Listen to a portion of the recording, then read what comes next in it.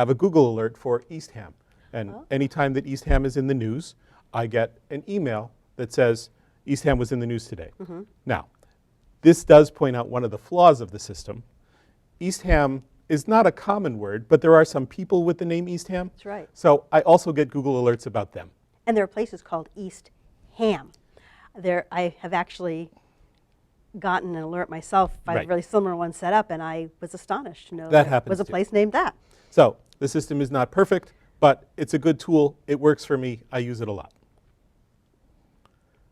Another thing I mentioned, Cape Cod National Seashore, for example, okay? And you do that in quotation marks so that only if the whole phrase is there will it show up.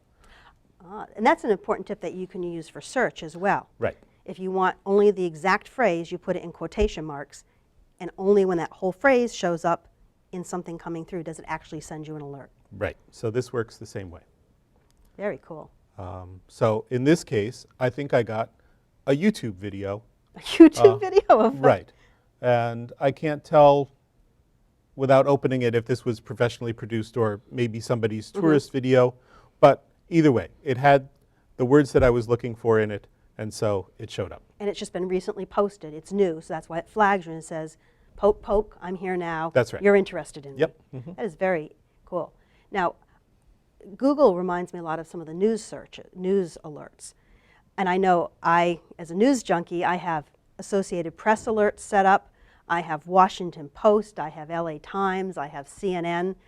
How useful are those kinds of things, and how do you use them in your life and your business? Well, you have even more than I do, but I'm a former journalist too.